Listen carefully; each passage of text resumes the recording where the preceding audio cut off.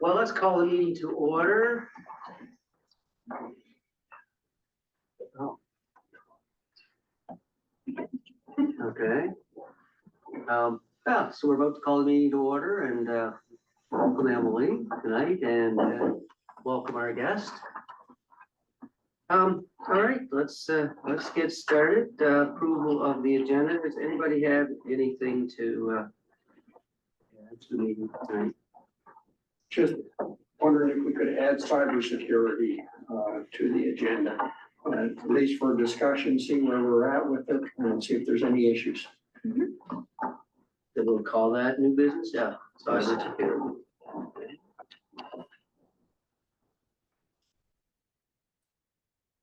All right, anything else?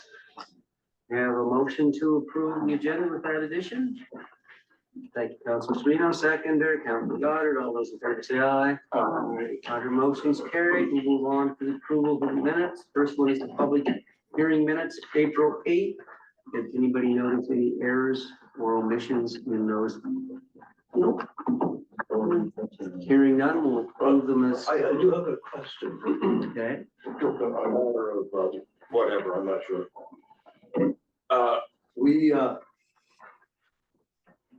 We approved agendas for two organizations who aren't us. Should we not be accepting their agenda, not approving it? They approved their own agenda. You mean minutes? No, their agenda, or their, their budget. We don't approve their King's Transit and valuation. We shouldn't be approving their budgets. We should be accepting them. Is that not correct? No, per the intermunicipal service agreement, currently councils are required to approve the budgets. Some of the instances, yes, when we don't approve somebody else. That's correct. Yeah. Thank you. Okay. So that's a clarification. So we'll approve those minutes as circulated, council meeting April 8th. Any errors or omissions in those? Anybody know? Okay, approve those as circulated, and special council meeting April. It's in your package as well. Anybody know any omissions or errors? We'll approve those as circulated. Move on to item 4, review of the action items. They're not in the package. Jennifer has a quick update on. So there isn't an update since the last meeting, but I will still prepare the report and we'll circulate it to council. So there's been no change to the minutes. So we're now on to item 5. We're really pleased to have Emily here. So Emily, you're welcome to take the podium and or if you prefer to sit at the table, whatever works best for you. Best for you. Thank you so much, Mayor, Council, and staff for having me this evening. Pleased to present on all the value-added activities. So does it? Are you more comfortable sitting down? I'm fine, whichever works best for you. I can just click through and think. That should work for you. So I am providing an overview of highlights, recognizing I have 15 minutes, correct, and just give me a wave if I'm, close to that time and not paying attention. But I wanted to provide as much as possible time for any questions. I know I've had an opportunity to connect regularly with our LSC representatives and Jen, but want to make sure that there's time from council to answer any questions. So I'll just do an overview on our core activities and highlights, in particular from the last quarter.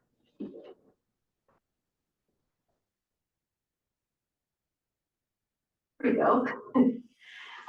So I wanted to highlight in particular our business support programs and services. This is a core function of Valley Ren, is our Business Now navigation service. So our Business Now navigator, Adam Kemp, who was overseen by Rochelle Brown-Redden, who is our Senior Economic Development Officer. They oversee our business development branch. Business Now is a support service for businesses of any shape and size who can come in and receive guidance for resources to help support growth. in their business. And I wanted to highlight in particular over the last quarter, some trends that we've noted. And I would say not just the past quarter, but over the last year, that we're seeing for the businesses across our catchment who are using this service, almost 50% of those businesses are actually in the ideation phase, which is unique, but also really positive. It means there's a strong entrepreneurial spirit across the valley. So that's a unique trend that we're seeing. We're also seeing an increase in individuals, entrepreneurs, businesses looking for commercial space and property, which is particularly handy given that we do have a new Guru site selector tool, which I'll highlight in a little bit.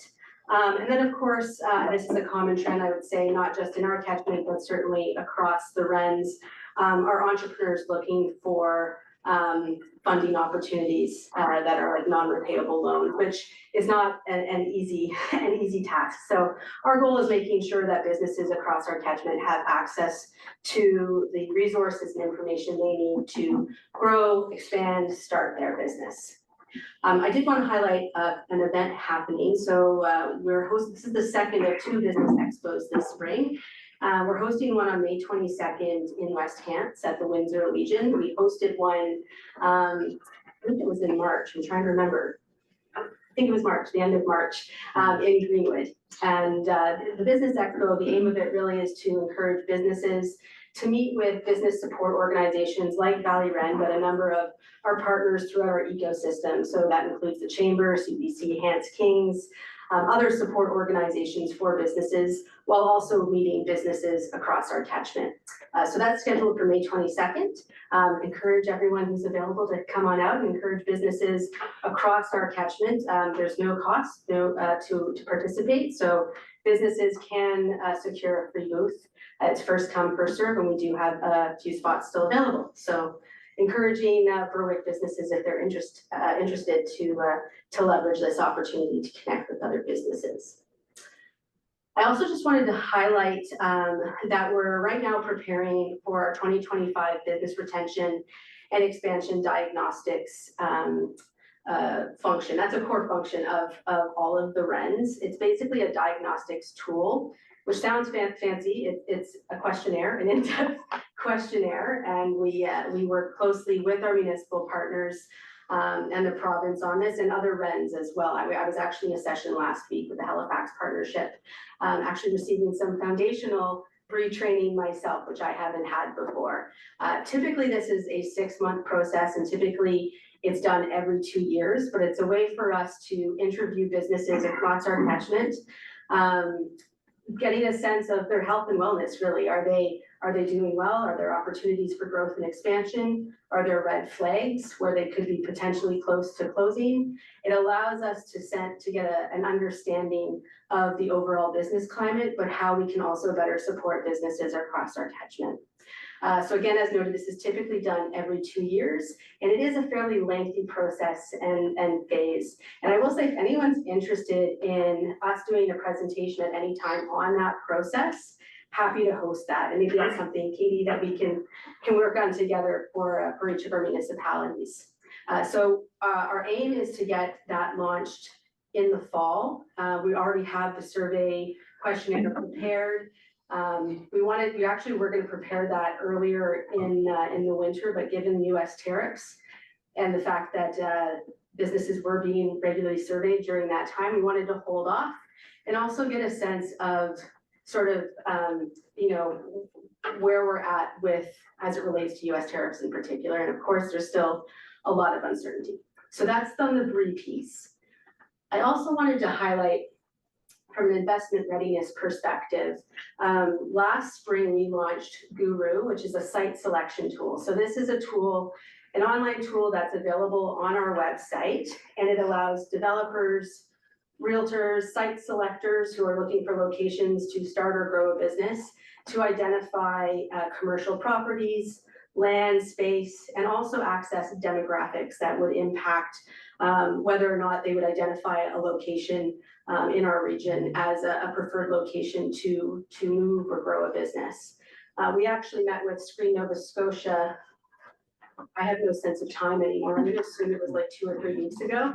It was recent, and we were even talking to them about how we could leverage that tool for location sites for filming, given the rural tax incentives. Are there opportunities for us to work with partners like Screen Nova Scotia and leveraging that tool for our region?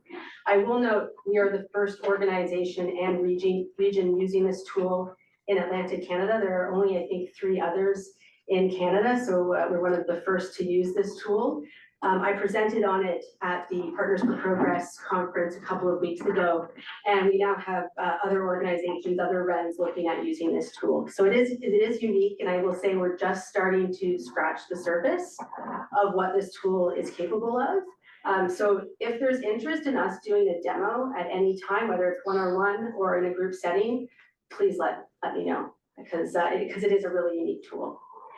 I also just want to highlight that some of our team members went through foreign direct investment training. We work very closely with Invest Nova Scotia. So we thought this was valuable training. Many of the RENs across the province had staff members participate in this, and this gives us additional knowledge and information that we can help leverage in our individual regions. So just wanted to provide insight on that. And how am I doing for time?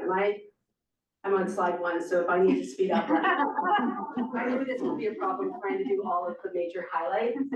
I just wanted to highlight as well, as part of our strategic planning process, we launched a new strat plan earlier this fall, a new 4-year plan.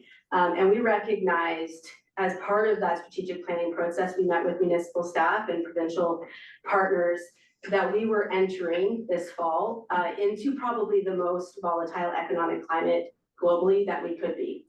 So to ensure that our strategic plan is basically a living document, it allows us to adjust as needed. We wanted to do a Pestler analysis, and that's basically a macro environmental analysis of factors beyond our control, potentially impacting economic development and our organization. So that is currently being completed now with 21 FSP, they're the consultant leading this. And just for additional insight, Pestler stands for political, economic, social, technological, legal, and environmental, and we added the R for regulatory. So those are the categories of analysis that are underway as part of this. And basically this lets us better prepare our region for recognizing some of those external factors that we don't have control over, like US tariffs. So that is underway. So that's just an overview on our business support programs and services.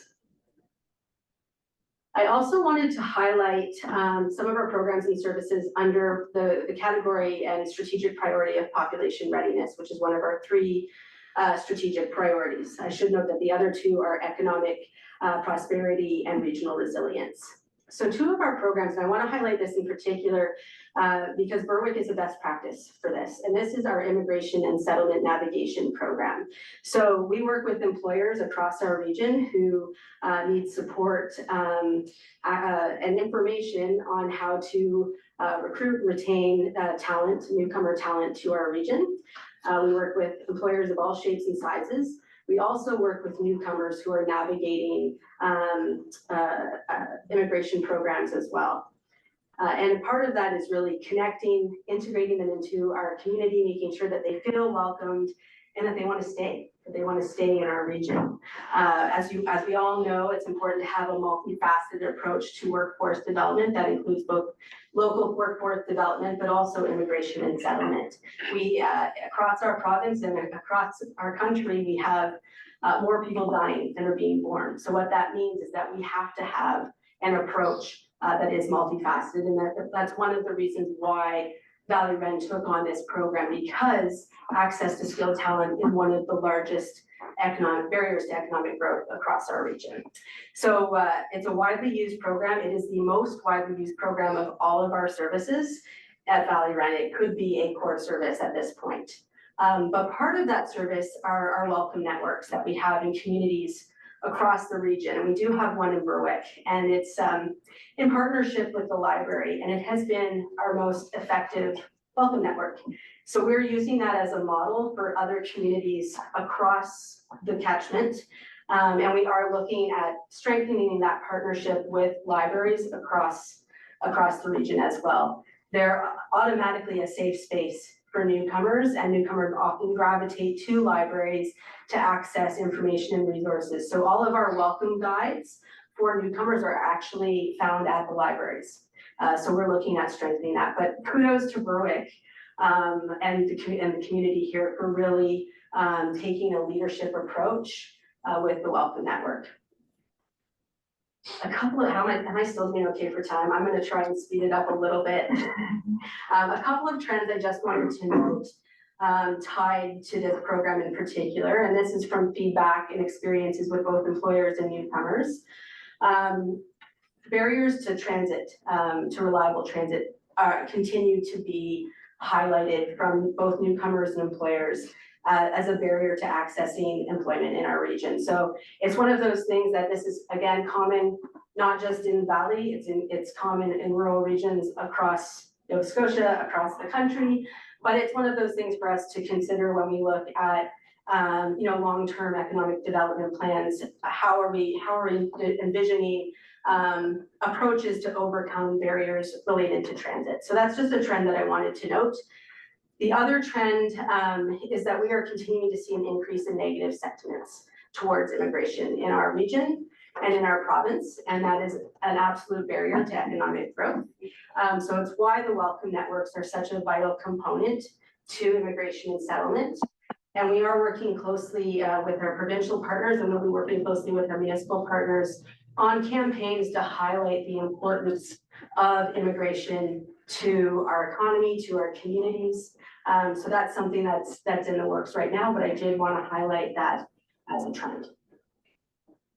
Also, just a quick note, our Connector program, which has really focused on retaining talent in our region by connecting recent graduates, newcomers, with professionals in any sector in our region, is now taking a new focus on skilled trades. So we're being the matching system for youth in particular and employers who have Red Seal certified employees who can oversee an apprentice. So the aim for this program now, and this is a directive from the province, that does have an impact on a key area of focus and a priority sector is skilled trades. So basically it's making those connections to employers and talent in our area focused on skilled trades.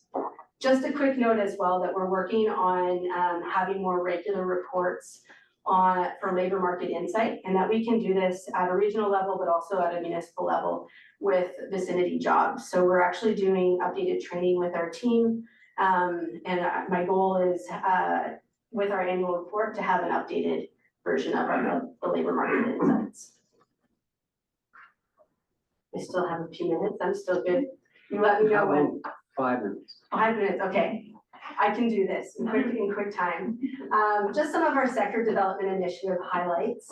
On the tourism front, as you may know, we're leading the implementation of our regional tourism strategy. And the major outcome of the implementation of this plan is the development and creation of a destination management and marketing organization, also referred to as a DMMO. Our region has not had one in more than a decade. It's the equivalent of Destination Cape Breton, Discover Halifax. It basically allows us to have a very targeted, formalized approach to regional marketing, marketing our region as a premier tourism destination. So we're going through the process of that. We have just led marketing levy consultations as a sustainable funding model approach with tourism operators and municipal staff. We now have a What We Heard report from that consultation process. Right now, we're in the process of having one-on-one sessions with municipal staff, really to discuss that report, but also get a sense of any potential concerns, questions related to, I would say, the administrative side of potentially having a regional marketing levy. So those are the steps that we're taking tied to the development of a DMMO. In the meantime, Valley Rent has also sort of taken the place of a DMMO to develop programming until a DMMO has been created. So we are right now, actually, I have 2 team members who are in Prince Edward County in Ontario on a best practice mission with a couple of tourism operators to identify areas where we could potentially develop our agritourism side of things and over our overall tourism sector development based on successes in that region. So they'll be taking that information back and then sharing it with our communities in our region. We also have tourism operators who have been involved in an accelerated market readiness program to help build their capacity. So that's just an example of some of the programs that we have under that sector development piece. And just to note that on June 3rd, we are hosting an Annapolis Valley Tourism Network event. We host these on a quarterly basis to bring tourism operators together. And it's happening at the Long Table Social Club. So I encourage you all to come out if you're interested in learning more about that. I'll wait until Scott's Bay. Pardon? Scott's Bay. I'll wait until the year. On the agri-food tech side of things, we're in the process of developing a framework to basically foster the creation of an agri-food tech corridor. This is basically the creation of a social impact network that will increase entrepreneurship and access to entrepreneurs and programs, services tied to incubation of new agri-food tech related products and companies. In December, we held a session on a proposed pilot concept, and we are working with a group of local entrepreneurs who are basically on their own setting up an incubator, which is amazing. It was one of our recommendations. It means we don't have to really help take on that piece if another group's already doing that. But we are working on another pilot concept, identifying gaps that will continue beyond that. And that's focused on specialized navigation. So similar to Business Now, we think it's important that we have a dedicated service for entrepreneurs focused solely on agri-food tech, access to resources, networks, contacts, etc. And then again, in alignment with that is a focus on communication and brand strategy of the Valley as part of an agri-food tech, and really highlighting Nova Scotia as an agri-food tech hub. So that's just a quick update on that. If you have not already signed up for our newsletters, I encourage you to do so. That is the QR code for our general newsletter, but we also do have a targeted tourism newsletter as well. And I actually will send out the links to those newsletters tomorrow to all of council members, just so you have access to that.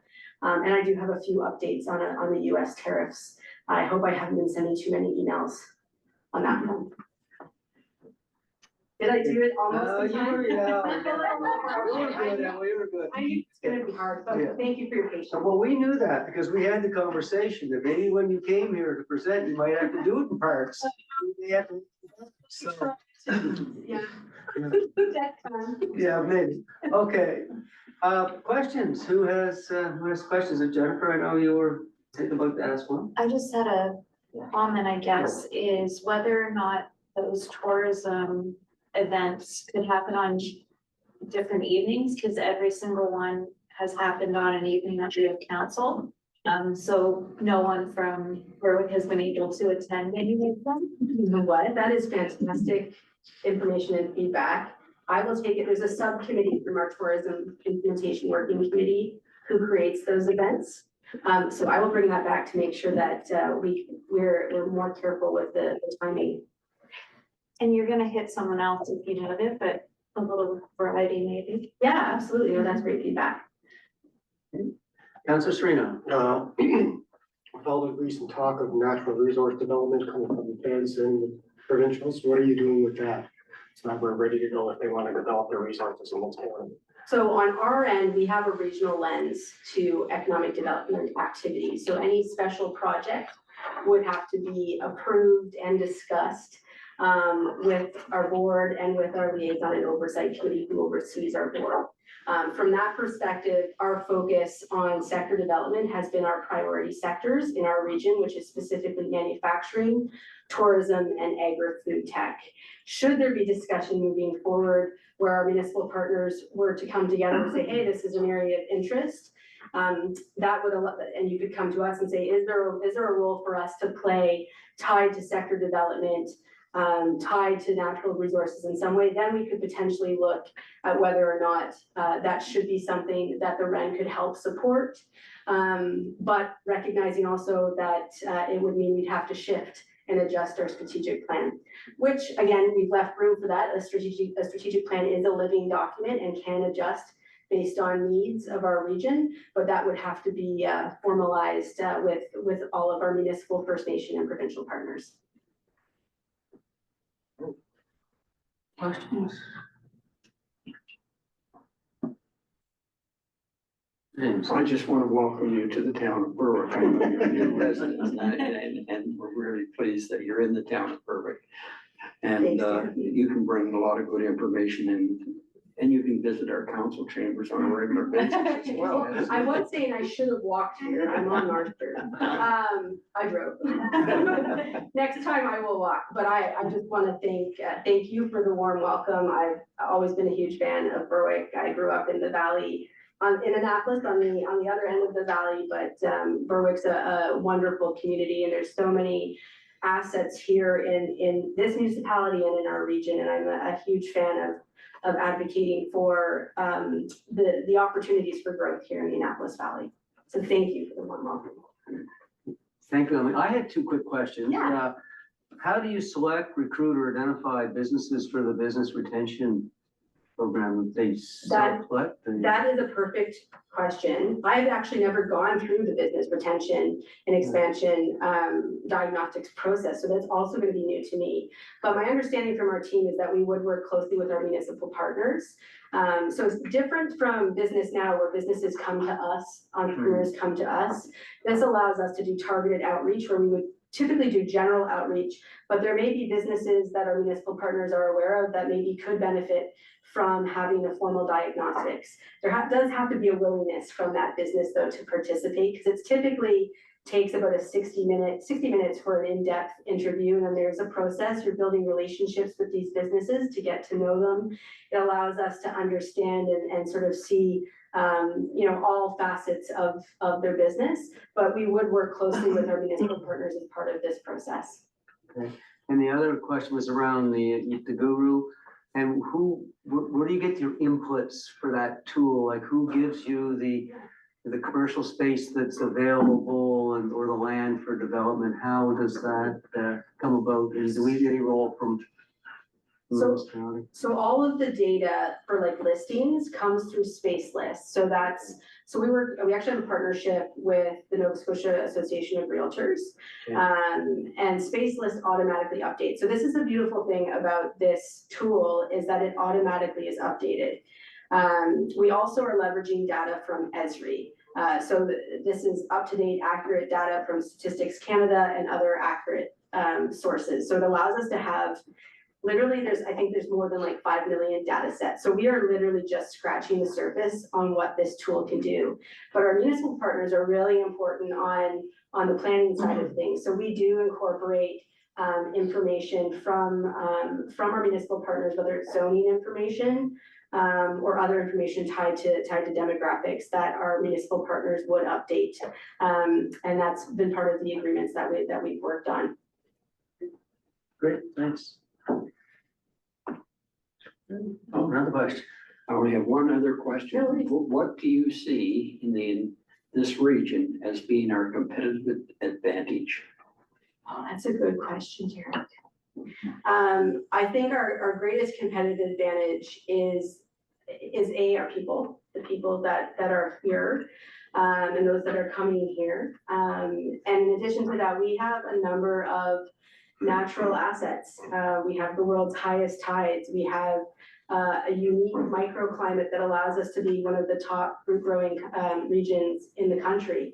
There are a number of natural assets that we have that we can continue to leverage as our competitive advantage. I do think another piece too is when we work collectively from a regional approach, that is also a competitive advantage because it allows us to operate as a functional economic zone from West Hants down to Bear River, for example, to really highlight everything that this area has to offer. We talk internally a lot at our team about the potential of this region. I speak frequently with our MLAs, MPs, counterparts in Halifax, and the Valley has so much to offer, and it's just how are we working together to really promote everything that we have to offer and working cohesively. Okay. Thank you. Well, thank you very Thank much. you so much. Go home, enjoy the rest of the evening, Well, and, I'm happy to stay here if you'd like. well, you're Yes. welcome to stay if you want. Okay, well, I'm looking forward to this and thanks for the warm welcome. And if anyone at any time wants to meet one-on-one, has any questions about what we do, just let me know. I can walk here in 5 minutes. And we have taken Emily up on that in the past, and we'll plan to definitely do that again in the future, I'm sure, on some things, so we can count on that phone call. Okay, let's move on to new business, and the first item is the municipal planning strategy plan review. So you have Crystal's latest report there that went to Planning Advisory Committee last week, who then reviewed her plans and, her report, but also, if you remember the exercise that we did with the public meeting, and we had the maps that were out for people to circle the areas and add to the whole restricted residential zones. So we worked through that as well. Jennifer, do you want to add any to that, especially do you want any highlights in the report? And then you can get to the crunch of a recommendation of PAC. Sure. So thank you. I think you sort of highlighted where we've gone to date. Crystal did prepare a very comprehensive report that laid out some things that council should consider when deciding whether to move forward with 1, 2, or more restricted residential zones in the town. On page 2 of her report, she really highlighted what each zone was and what the purpose, the as of right uses, what uses would be allowed by site plan and what uses would be allowed by development agreement. And I think that provides a very clear understanding for consideration. In terms of moving forward, the Planning Advisory Committee had lots of discussion. I think a very in-depth discussion, and I see Councillor or Deputy Mayor Lutz may have some comments on that. But what Crystal prepared was a map that showed all of, so I think it's on page 11 or 26 of the package. So this map shows all of the areas that members of the public identified as being areas that should be considered for restricted residential. And some of the comments from the Planning Advisory Committee were that if you approve all of these zones, then you are limiting growth. So looking at whether you approve all of them, if you approve some of them, or if you approve none of them. And I'll leave it for individual councillors who were at the meeting to maybe discuss and share what the general feeling was, but at the meeting, it seemed to be, I think there were some members that could remove all restricted zones completely. But at the end of the day, I think everyone agreed that they could live with what was originally recommended as A and B for consultation. So those zones would be restricted residential, so 1 dwelling unit with 1 accessory dwelling unit would be permitted as of right. All other zones for residential would be called residential or R, and they would permit 2 residential units plus 2 accessory dwelling units, and that all depends on the size of the property.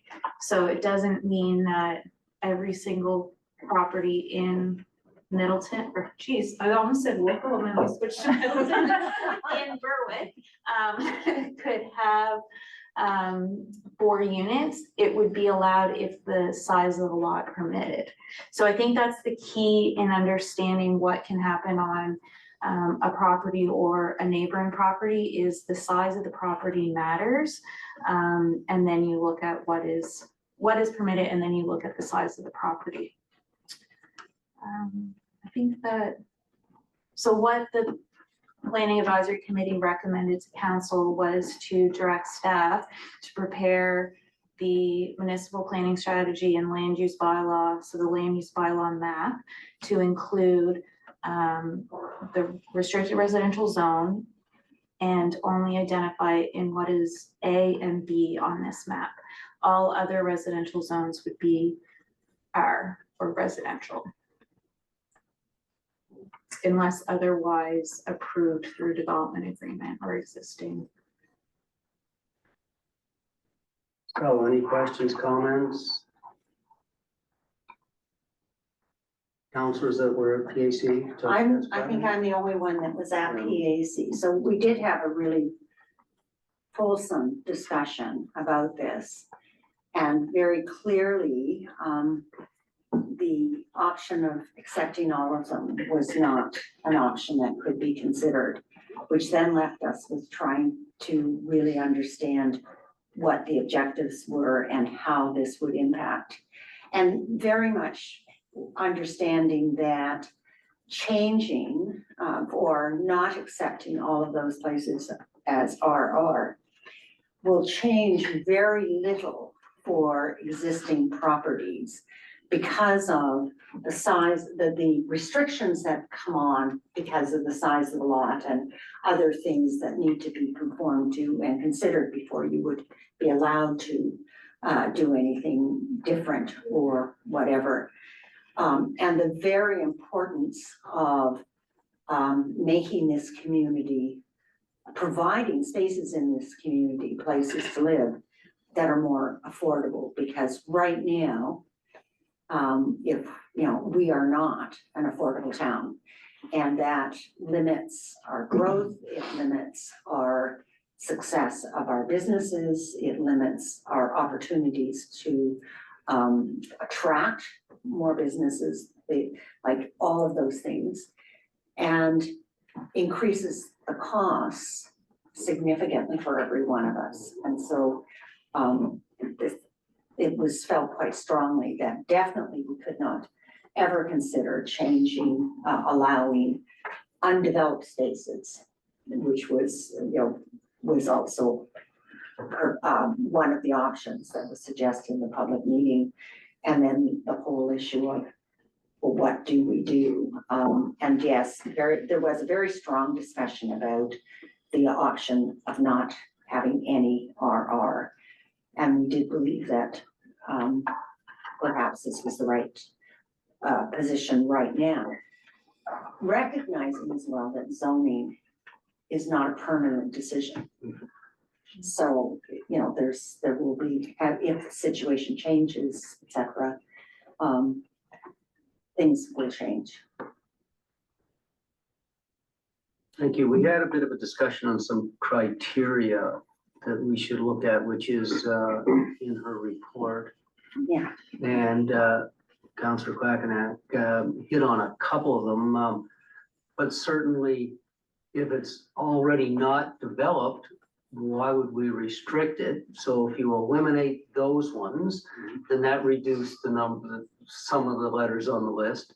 There was some of them were circled because we thought we should be restricting historical houses and larger homes. And so we don't really have that kind of heritage property policy in town. So if you took that out of the mix, that eliminated a few more. And then local streets, walkability were some other kind of criteria. So we eventually ended up back to where we started, which is that A and B, after very robust discussion on the whole continuum of where we could be. So that's what PAC is recommending to council, that we direct staff to complete this, finalize this, and be ready to go to first reading. And we would look at a special meeting for that on, Lisa, looking at? Either the 27th or June 13th. Yeah. For first reading. First reading, yeah. It's just the recommendation to date the zoning. Councillor James. Question on a couple of the properties that are identified in the RR zone, and that is related to future development. Do we have any agreements in place with any developers within, let's say, C or J, in those areas that are not developed, that they have come to us and said, we want to develop these, and this is our concept of development. Do we have any of those in place at this point? So Jennifer or Krista, do we know? the I way know we're at? J is no. Yeah, J is no, and I don't think C either. C has maybe a few have been subdivided, but other than that, we don't have a full plan for C. We'll And have to check. F is another one that's sort of, I know that there's a block of land in there down by the substation. That has a roadway allotment that comes off of Zanson. So we don't have a plan for that yet. So we have none on file that are, we made some sort of commitment to, or, No, but that would just be the subdivision of the land. It doesn't necessarily mean that we're approving the zoning right, at that time. right.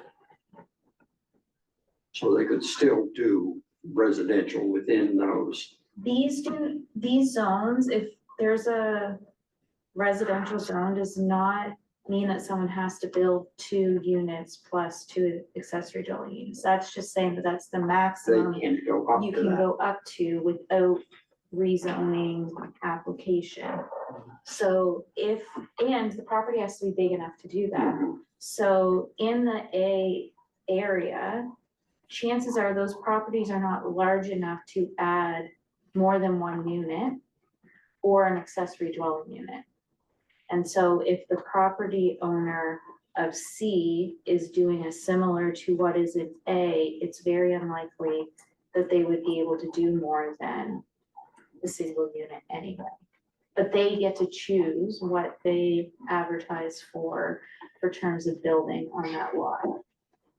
So should something happen, I'm in zone A, and so should something happen to my house, and I wanted to put up a duplex in the future, no go.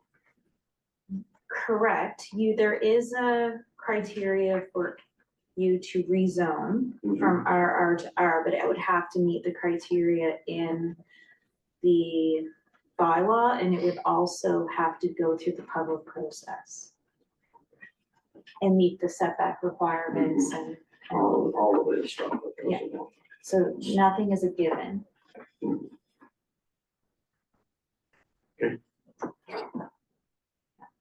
So if I could just clarify, so if a developer had C, they could make their properties as long as they the minimum requirement of either the MPS and LUD, a minimum lot size so that you could not put anything more than a single dwelling unit on that property.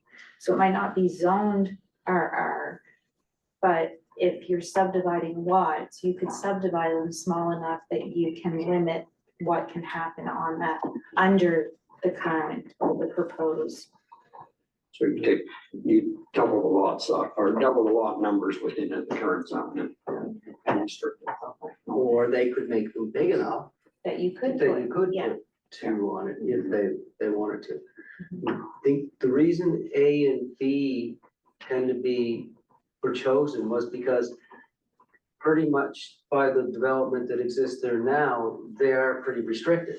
Mhm. So the options for having anything else there but what exists, which is kind of meets the definition, seem to be, I guess, more natural because there wasn't the opportunity to do the duplex and those kinds of things there. I don't have So that's, any issue with duplexes. To me, a duplex is just as nice as a single family dwelling these days, so. Yeah. All right.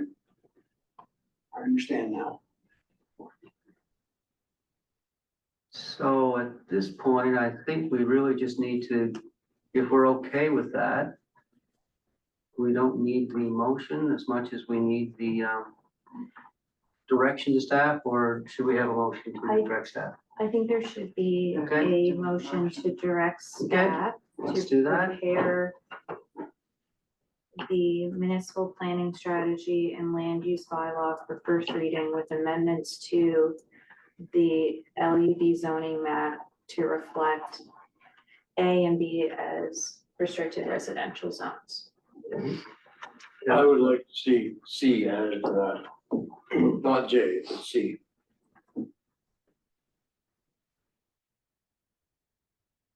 Okay, C that's on the map, you mean? Yes. No, That's the that's the undeveloped. undeveloped property that we were just talking about. Yes. Urban forest land.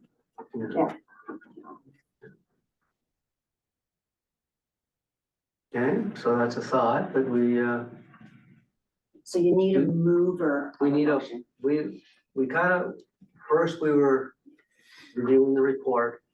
Now we're gonna have a motion, and then we'll have some discussion on the motion, and then we will do a vote, and it can be accepted or defeated. If it's defeated, then we go back and we review what we might want to put for another motion. Just wanna clarify, the original motion will include area A, B, and C. No, it won't unless. Unless the That's- mover decides to do that. Yeah. Councilor Jameson. I will make a motion for to include A and B. Okay, so do we have a second? I'll second that. Council Brett. Okay, some further discussion. So got one suggestion that we create that for C, but That would leave basically the only undeveloped lot in town that would be zoned as RR.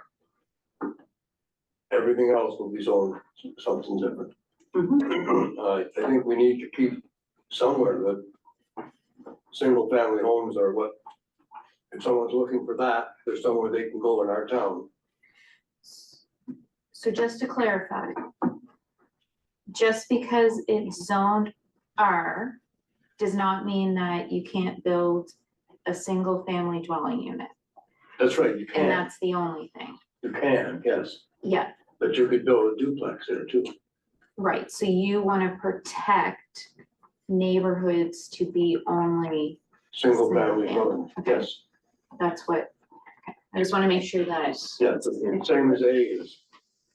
So I like to see C continued into there. but just the flip side of that, you're also restricting the developer in what he can make for lots there, or she. True, That's, but I look at it, like, my point is that it would be the only place left in town where you could be guaranteed that RR lot. but So in reality, depending on how the developer create the subdivision and the size of the lot, he could potentially still create a place where it's only single family dwellings. We are not preventing him from a developer from doing that. No, no, And we're actually less restrictive by not putting C in. And and that I think is part of what, if you're sort of looking at it from the owner's perspective, RR is very restrictive, really. the So, people who live in the A district right now, that's what they want. I know, but there's nobody living in the C district. But there's gotta be a place in the future for the people who want that type of place. further discussion. So myself personally, with C going RR, you're limiting the type of people that can move into that area. Like there's different people, different affordabilities. You're gonna restrict them to that with the houses that are already there and have them all looking the same. Sorry, there's only one group of people that can afford that. So if we're restricting it, I'm against it because I like to see any and all houses built. We are in desperate need of housing in this province, in this area, in this country. So build, baby, build, I say. And I'm not, my vote's no for C, adding C. But A and B, that's already there, they're already living there, it's already set up. It'll make it happy that, yeah, your neighborhood will not change, you're getting best of both worlds. And it's right beside a school in the arena. Like, are we really gonna restrict the amount of people that can live by the school?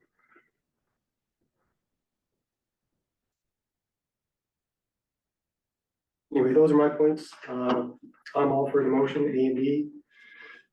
C is a no for me. Sorry, Chris. No, Deputy Mayor Lutz, I've been trying to keep my eye on you as on the screen. Did you have your hand up at all? Did you want to weigh in on this?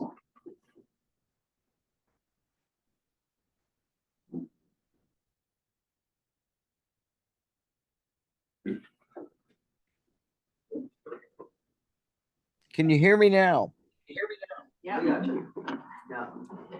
I see both sides of the story. As I know, C was added to a lot of people's thing at the meeting, so I understand where Councilor Goddard's coming from. I understand right now it's owned by a certain owner, so he right now can dictate what's going in there. So I don't see him change anything, but he could sell the whole lot at one time too. So I see both sides of the story, and I can see why C would also be considered at this point when we're trying to figure A, B, and C. But I'm fine either way. I'm fine with just A, B, and I'm also fine with A, B, C. So that's where I sit on it. Thank you. So our approach is we'll give everybody one more comment if they want to on this, and then we'll call for the question. So any further comments on our, or discussion on our motion? I only have one further comment, and then that is on A and B. We are somewhat restricting those areas from future development to just single-family dwellings. If you want to look at how development occurs over a period of time, you'll look at it over a 50-year period, and some point down the road, we will be looking and saying, those should not be single-family dwellings anymore. Those are going to be a row house, those are going to be duplex, those are going to have to deal with the increase in population that's coming to the town. And I'm fine with going along with A and B. I made the motion.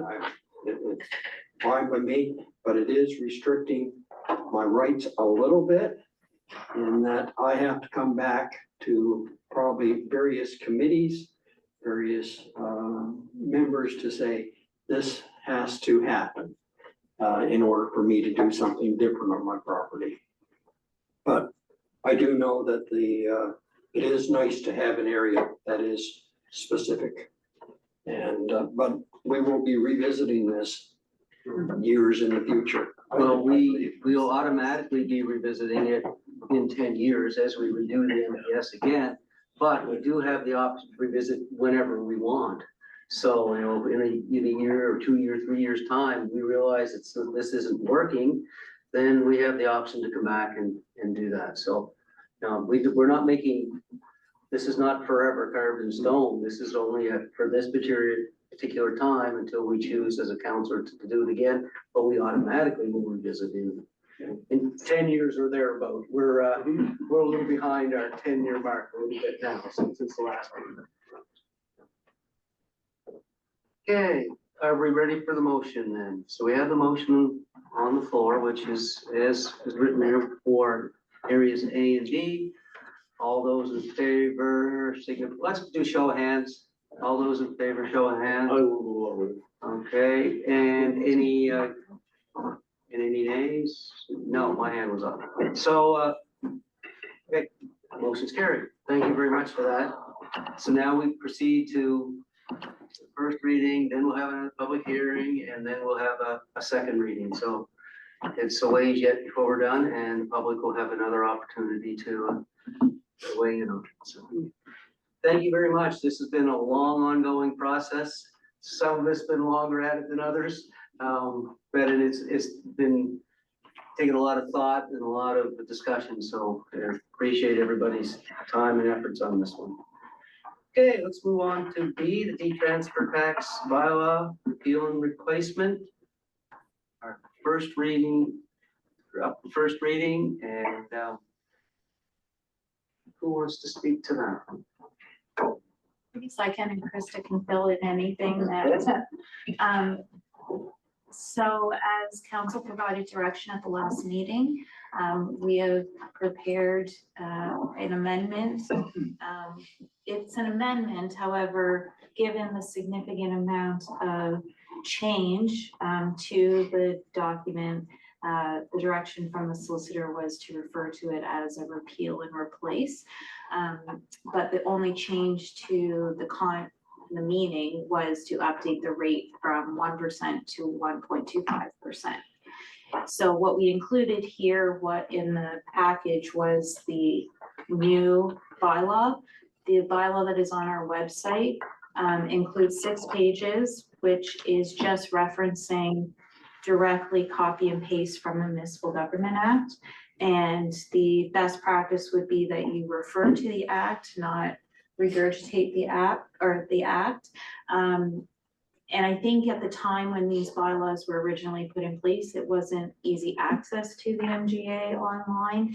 So it was common practice at that time to copy and paste, but now that we have easier access, it makes sense to copy what is already in another other law.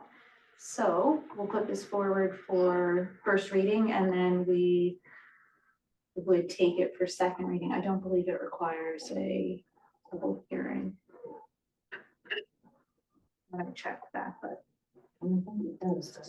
it does require notice in the paper. Oh, okay. So Okay. it requires 14 days notice in the paper that we are hearing it, but I don't believe it requires a public hearing. Okay. Council may opt to have a public hearing before it, but it just requires notice that someone could come and view it before council approves it. Okay. Yeah, I knew that. I'm gonna double check that while we're discussing.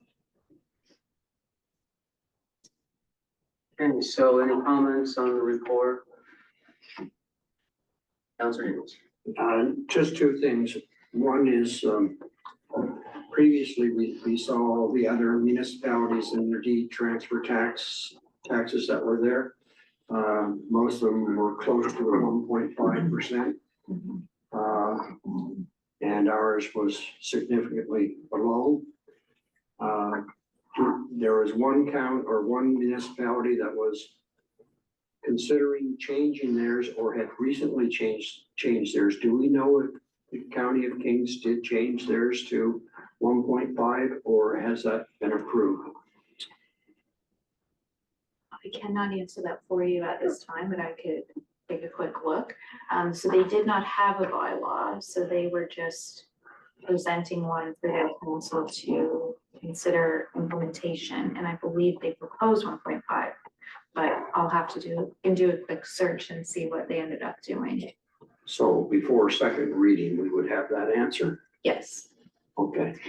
Now, yes, we would. So if council though decides to change it from 1.25 to 1.5 or something else, I would say that it's big enough that we would need to re-advertise what the change is before second reading, but we can definitely get that information.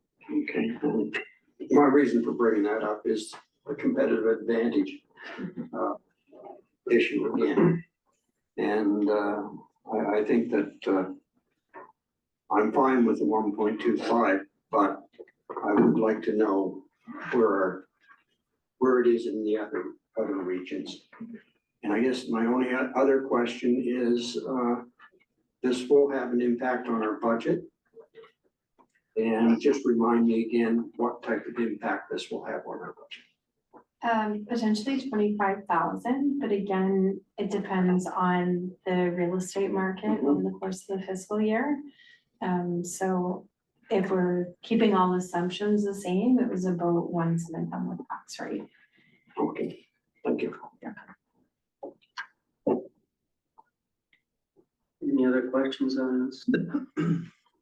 So just for clarification as well, then, so we're repealing what we had, changing this. So in the future, if we decide to change the number, it's a simpler process than we still have to have a whole new replace and repeal document, although it looks the same except for the number. So we could do an amendment in the future because we're only changing the rate. Right. One of the things though that we're looking at doing in the future is having a fees policy. And so we would update our bylaws or policies to refer to the fees policy, and then you would just have to approve this or amend it through the policy. Okay, But currently where we do not have that, we would have to go through a bylaw amendment every time, and that requires first reading, notice, 14-day notice in the paper and then a second reading.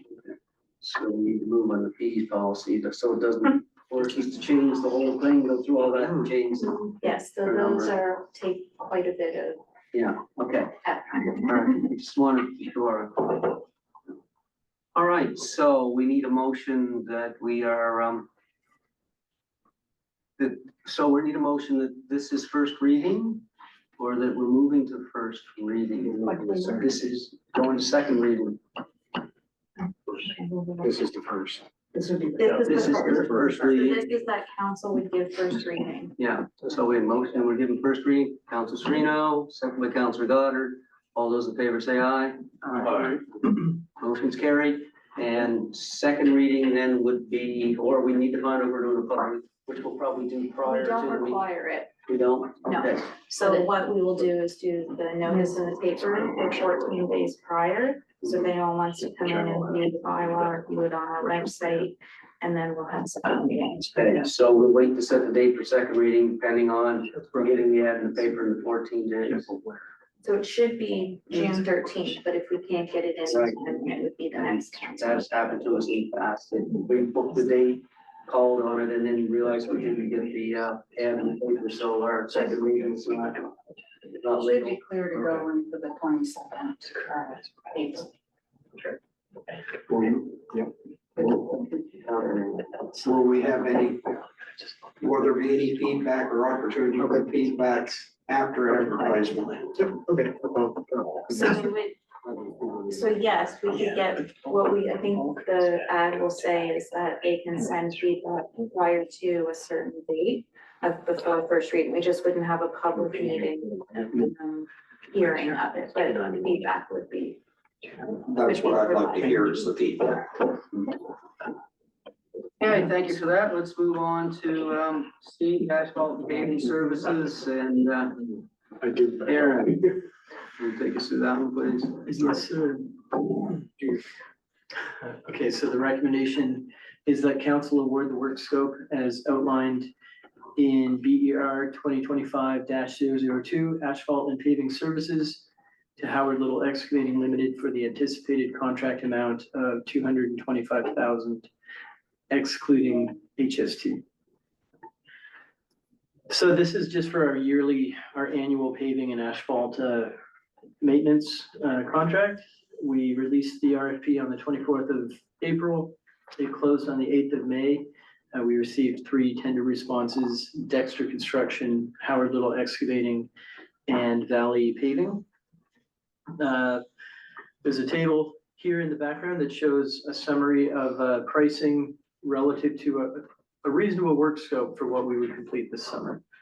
So the work scope would include 70 meters of asphalt curb replacement, primarily in Gravenstein, as well as some parts of Commercial Street. There's 25 meters of hand patching of sidewalks, and we would really just go around the town and find the worst 25 meters that we could patch by hand. There's a 1/4 kilometer of sidewalk spreader overlay, so that's effectively a complete new 1/4 kilometer of sidewalk over repairing, again, the worst 1/4 kilometer of sidewalk in town. There's 600 meters, of milling followed by mechanical spreader patching. So that 600 meters, right now, we would probably break up McIntosh and Main Street over close to Eden Valley. That would be, if you look at the pricing, that's approximately 50% of the spend. So that's the significant portion of the work. There'd be 300 meters of cut and patch asphalt. Again, we would look at the worst section of pavement in town and we would spot patch that with patch paving. So looking at that sort of scope work, work scope, which we feel is reasonable for this summer, with the contracted pricing, Howard Little would come in at approximately $222,000, excluding HST. This work could be completed within budget. Hence the recommendation. I'll leave it there. Okay, any comments, questions on the report?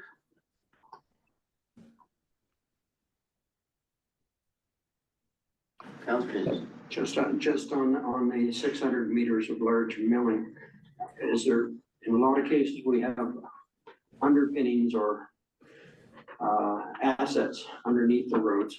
Have those all been investigated? This, we would just be going 2 inches below current grade. Okay. So this milling is just 2 inches. Yeah, so this wouldn't be a substantial upgrade where we're replacing substrate. We would do that as capital. So this would be taking 2 inches of upper asphalt, shaving that off and then resurfacing that. Generally, it would last a bit longer than just patch paving.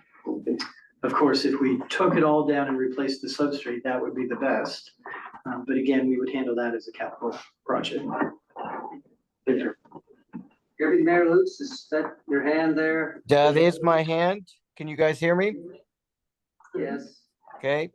So last year we had the Valley Company though, is that correct? Did the paving? That's correct, yeah. Last year we had Valley, the year prior we had Howard. I think it's been a few years since Dexter has won. We've actually worked with all three. Their pricing varies year on year. Okay, and I understand the pricing. Were we happy with the work Valley did last year? That's my biggest thing, comparing the work the quality work we're getting. We were happy with the work we received from Valley last year, yes, yeah. Okay. My understanding is we were happy with Howard when we milled. Some of our patch paving, we had some humps that we didn't like. I think we can manage those. We can, manage the contractor. That's also why we're doing milling. Traditionally in Berwick, we haven't performed much milling prior to laying asphalt. Generally, we just spot patch over top. By adding the milling, we can have better transitions. So I think with Howard, we can get a good product. Thank you. Any other questions? Okay, we'll entertain the motion then to approve the recommendation to go to Howard Little. Someone make that motion? Thank you, Councilor Sereno. Do we have a seconder? Councilor Goddard. All those in favor say aye. Aye. And any comment? Okay, motion's carried. Thank you. Aaron, we'll get on that one. Get started on our potholes. Yes. Happy about that. It's unlegalities, right? Yeah. Okay, so let's move on to your next one there, Commercial Street. Okay, so there's two recommendations here. First recommendation that council approve the transfer of $64,000 from the general operating reserve to the sewer operating reserve. Second recommendation that council approve the scope of work received from Howard Little Excavating Limited on the 21st of April, 2025, with a price to complete of $109,930, excluding taxes, and funded by $100,000 from capital out of sewer revenue and $14,170 from the sewer operating reserve. So some background on this. This is a repair that we need to perform on Commercial Street in the gravity sewer line. We talked about this in council on the 8th of October last year. And council approved at that time the use of approximately $100,000 pre-HST of operating reserves for the payment of invoices associated with repairing this gravity line. The reason this is coming back up is simply for clarification. So, that motion was for approximately $100,000. Now we have a firm number. That was also for the 2024-25 fiscal year, which we're no longer in. So really the purpose here is just to get a clarification on that motion. For those who need a quick summary of the background, so October of last year, we were performing our routine closed circuit television inspection of our gravity sewer lines along with factor flushing. We found a section of pipe that was in very bad condition. It's under a very busy section of Commercial Street. It's a section of concrete pipe that was installed in the 60s and complete sections of that pipe are no longer in place. The pipe has completely deteriorated and completely collapsed to the point where as we have flow through where there was a pipe, we're mining substrate below Commercial Street. If we do nothing, we could event that mining isn't gonna stop. We could have a collapse of the sidewalk or the road. So it is something we need to repair. There is a commercial building on, in the vicinity of this section of pipe where they haven't had, their sewer hasn't worked ideally for some time. They can flush fluids, but they can't necessarily flush toilet paper or solids, without risk of issues. Once we found this out, we had actually Howard Little excavating on site to start looking at how we could repair this using a trenching approach. To trench 10 feet down, we're looking at probably 60 feet of width for a trench, for the trench to be stable. That would tear up the sidewalk in the majority of the asphalt.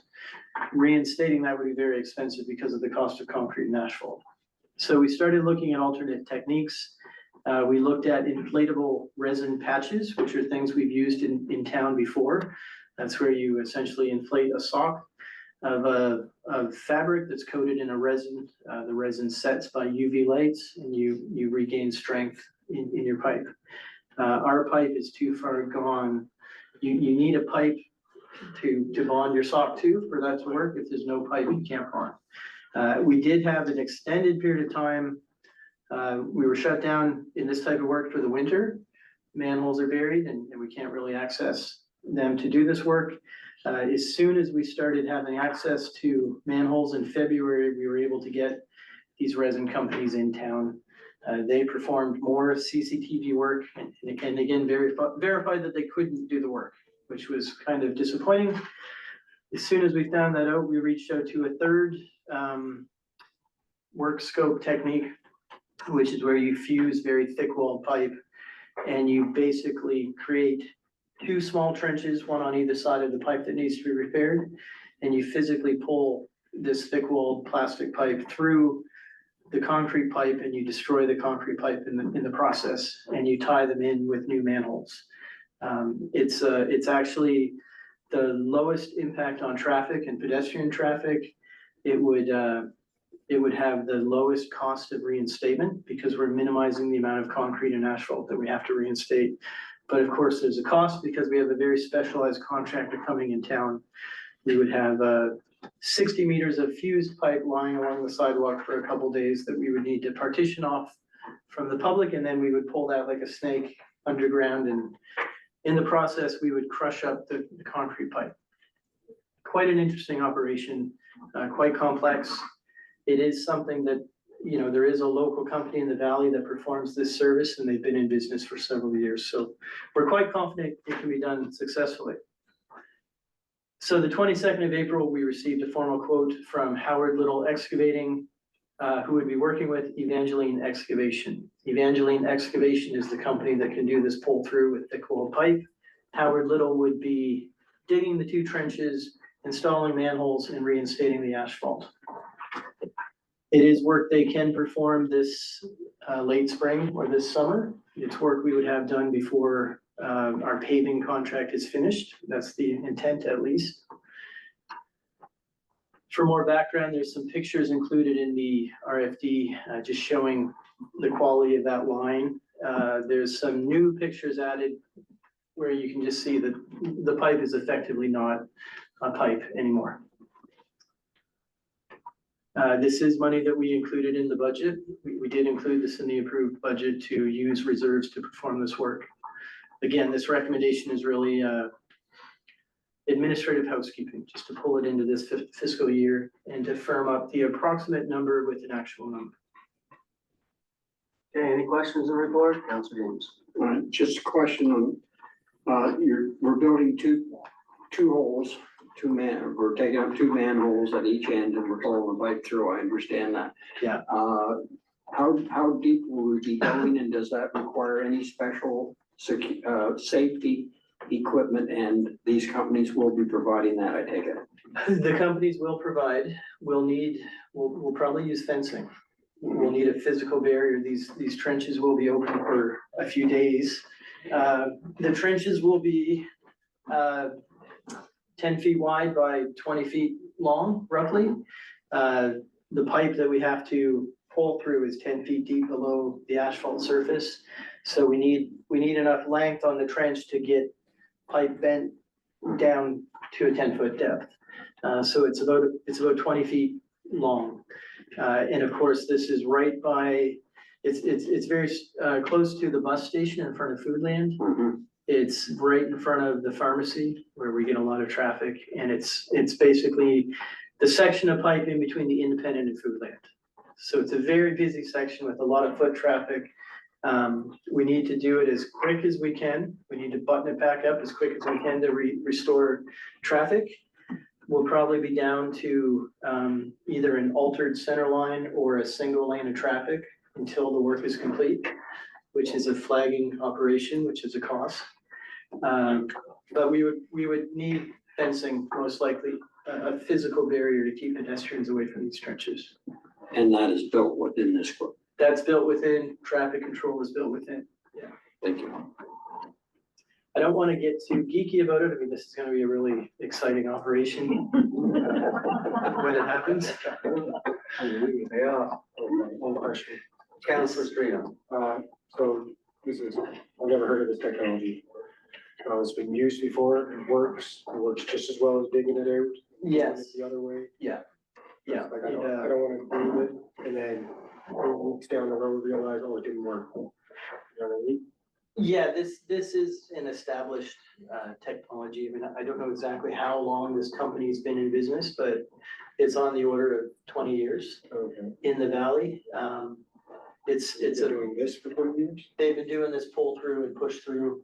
Yeah, Okay. they have the ability to do the full operation themselves, but to get it done in a timely manner, we need the head count from a second excavation company. So that's why Howard Little would do the trenching, install the manholes, and then Evangeline can focus just on fusing the pipe and pulling it through. Okay. Yeah, so, Howard Little, I mean, for those who aren't familiar with that company, I mean, they've had the municipal contract for several years. So they're very familiar with road work. They're very familiar with reinstating gravity sewer lines. The people that would be doing this work, with Howard Little would have their class 1 certification in wastewater. I mean, they're quite experienced in this work, so. I've heard of this being done before and hopefully it can be successful. It's been successful in a number of other venues that they've Yeah. attempted because they've had to go underneath people's properties to Yeah, put in lines. if there's any hiccups, it's probably gonna come down to the length of the trench on either side. Because again, we need to be able to bend the pipe without kinking the pipe. And, you know, it's a 1-inch thick HDPE pipe that's fused together. So it's one single pipe about 60 meters long. And the way we can mitigate that is just by taking that 20-foot length trench and bringing it up to about 30 feet. So. Cool. Another small detail, we're gonna trench in driveways. So instead of having to reinstate concrete on sidewalks, we can reinstate the concrete with asphalt. And then at a later date, we could reinstate the concrete where you're crossing a sidewalk into a driveway. Right now on commercial, that's concrete. If we trench in a normal portion of the sidewalk, we would have to reinstate concrete. If we do our trenching in those driveways, we can reinstate with asphalt and it won't stick out. So that's a way to kind of save cost. I just have one question there. Are people getting into businesses? They will not be for some time. And that's gonna take a bit of coordination. Wilson's Pharmasafe has 2 entrances, so we need to plan this in a way that one of those can be opened. Wilson's Furniture will lose vehicle access. Independent should retain both of their entrances, they should be able to retain. So we're hoping that Wilson's Furniture patrons can park at the Independent. But it's gonna take some coordination to make sure that Wilson's Pharmacy isn't impacted. So sometimes it's over on the side, where they do their pickups and drop offs off the side of the road, so that's. On this side. Would we encourage entrance off Cottage Street into, no, into, so that would be Foodland, but all the way across. If Landry's Auto left the space, you could literally drive right through to the parking lot Yes. on Wilson's, right? And would be close to the side parking of the other one. So one thing that we need to land is where are we gonna lay the pipe before we pull it through? Are we gonna lay it on the independent side or the Foodland side? If we lay it on the Foodland side, we're impacting the bus stop. But if we lay it on the independent side, we're getting very close to the intersection, which presents some. So there's a lot of details that we need to work out. I was just gonna say that I think we'll do a full communications plan and work on how we're gonna get the message out and work Yeah. with the businesses to Yeah. just make sure that everyone's aware of where entrance points are, but I think we can take in and do a pretty good job with the tools that we have, as long as we sit down and make sure we have it all in place before we begin the job. There's options off Cottage and off Union, in some of those major lots. Yeah. And if you work with everybody, you can get all the way from one end to the other, if, yeah, lot, right? Okay. Lots of questions to Yeah. work out. Deputy Mayor, For the drugstore though, if we allow parking behind where the ball field is, you can still walk up that ramp to get there as well. yeah, sure. So there's lots of options, but it needs to be communicated with everybody and then let the public know, well, there's no parking, it's just another place to park. Yeah. We'll have it, we'll have it. You know, just signing alone is gonna need to be quite a plan to make sure that we can communicate these driveways that are open and the ones closed. With the fencing that's gonna be up, with the buses active. It's gonna be an operation that we're gonna wanna finish. Once we start it, we need to Absolutely. finish it quickly. Yeah. So. All right, any other questions on the report? We'll move on, we have two motions there. First one is that we transfer $64,000 from general operating reserve to the sewer operating reserve. So we'll make that motion, please. Thank you, Councilor Jameson, seconder.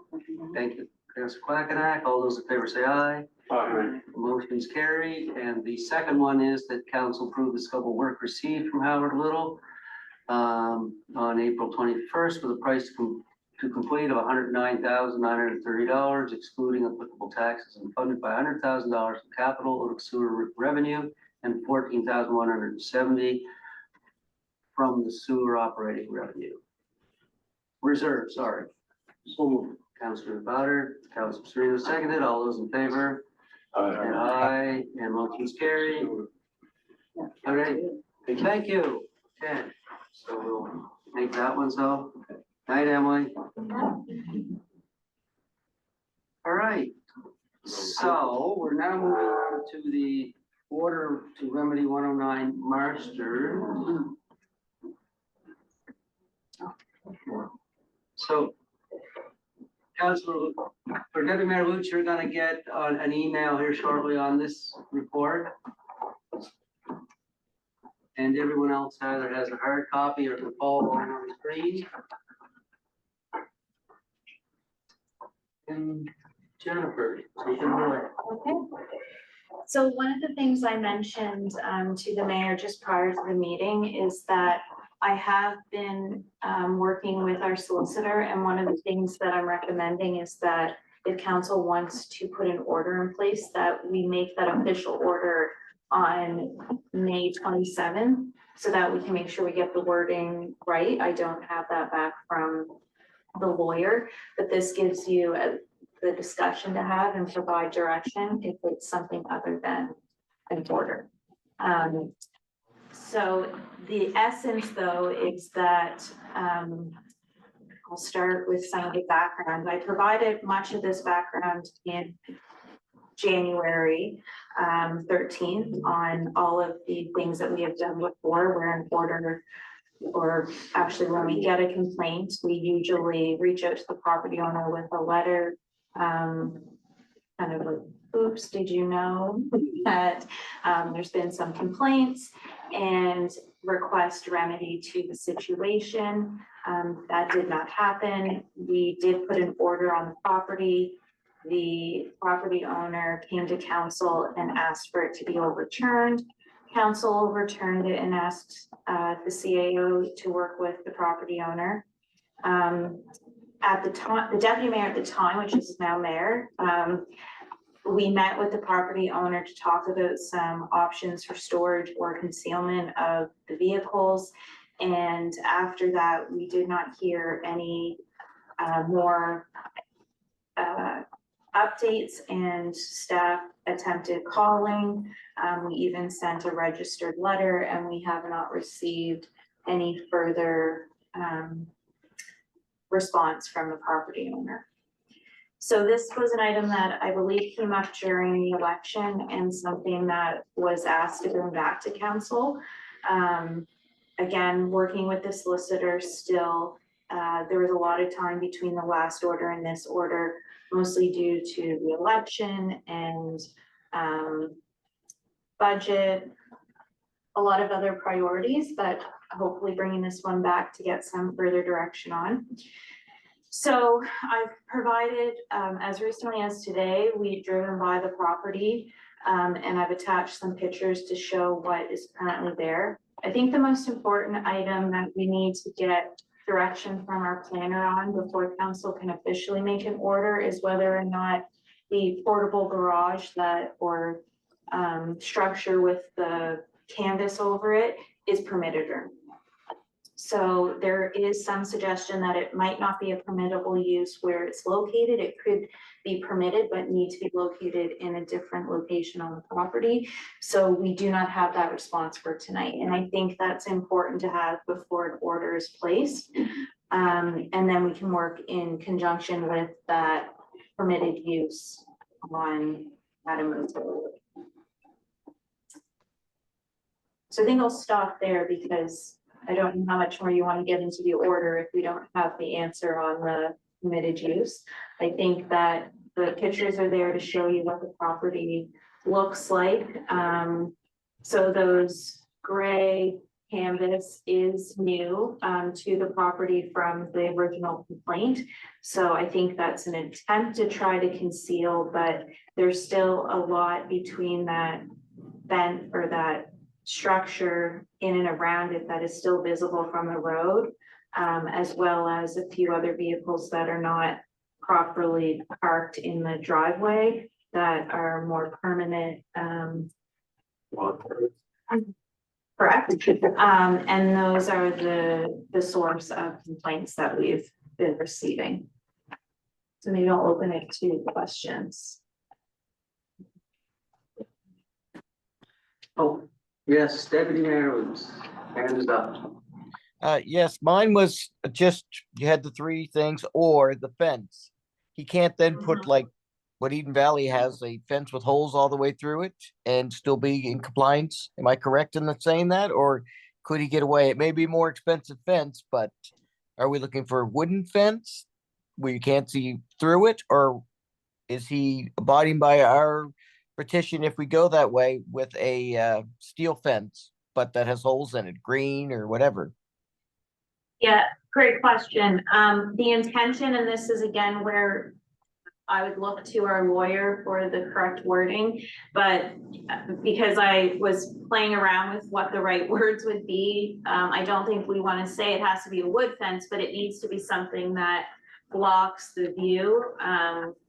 So we're not going to design the fence for them, but correct, it can't be a chain link fence that you can see through because that would defeat the purpose of the concealment.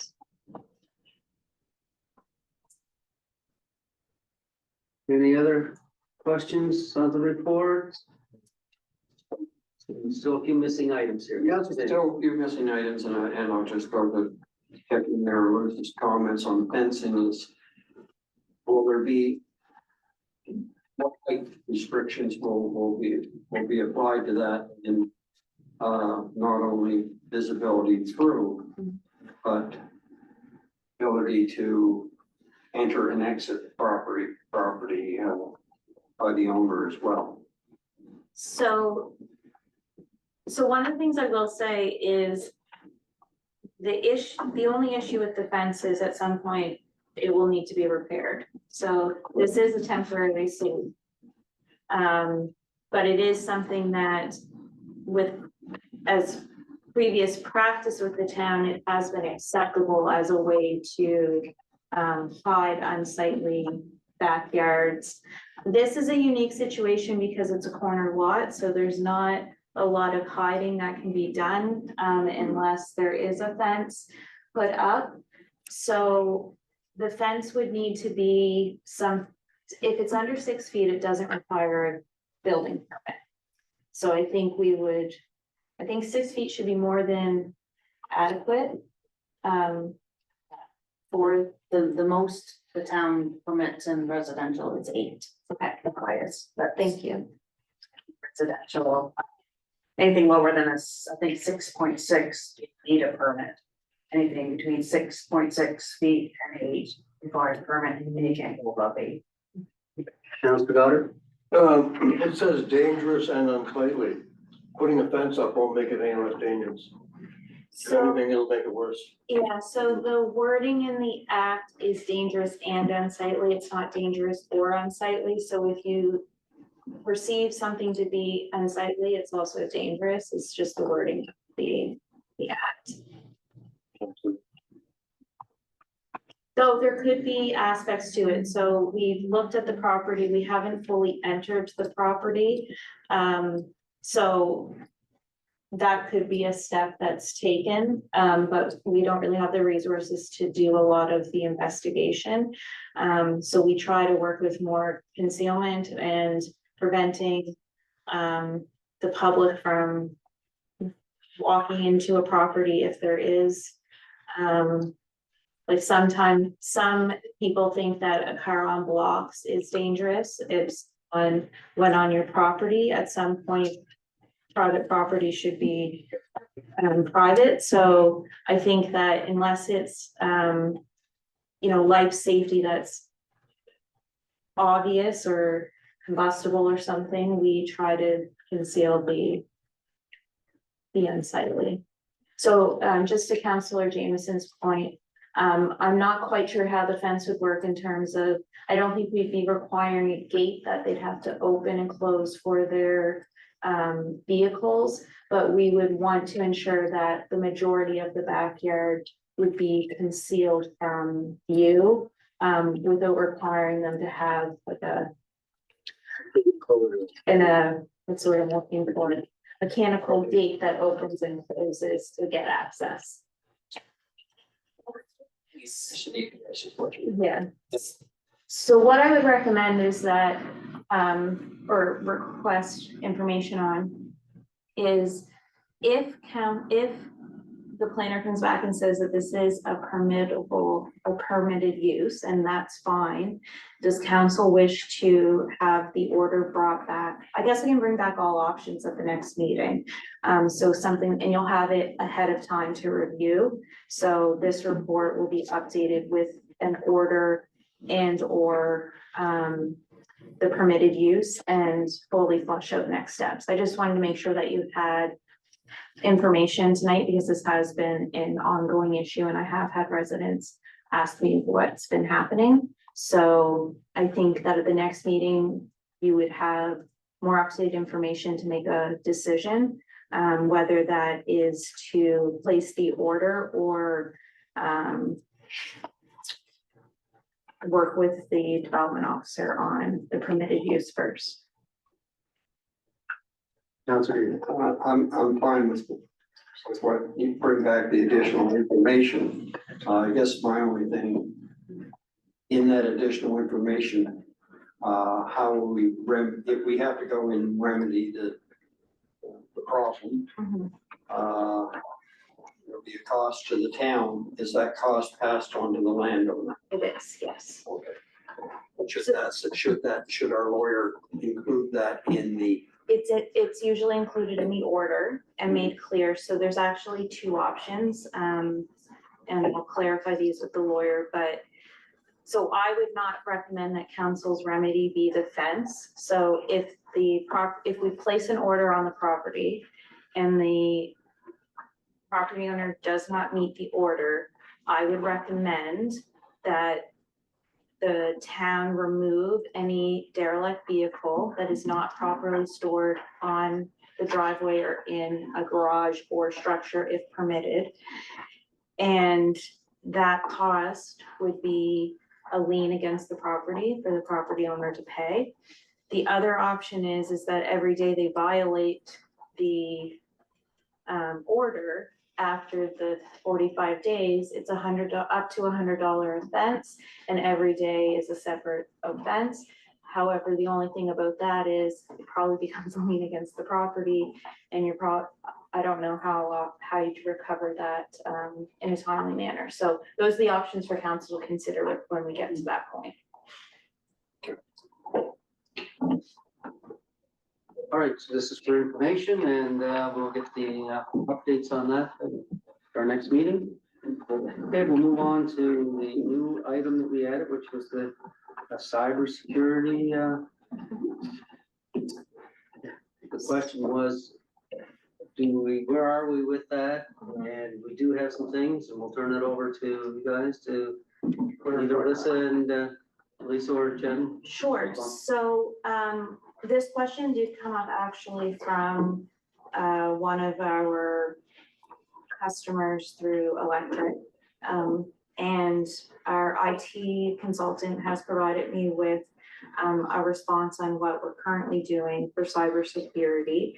So he said that we've taken some major steps to completely revamp how operations for technology are provided, all with the goal of strengthening our cybersecurity. We have moved to complete cloud operations, leaving no on-premise operations vulnerable to a cybersecurity attack. All of our cloud systems are protected by multi-factor authentication, and we have completely upgraded and replaced all our networking infrastructure with the latest in enterprise class equipment. So once our new consultant took over, he did complete a security assessment with some recommended next steps, which we've completed to date. I was just trying to find that report, but can't locate it right now. All workstations in the organization have been revamped and set up with cloud connection, first priority, and the latest in security software. Again, cloud controlled and monitored, has been deployed across all devices. And then in addition to that, we have been provided the option through our partner, St. John Energy, with the municipal or Maritime Municipal Electric Utility Alliance, who is contracting a company to do a cyber penetration test in the fall.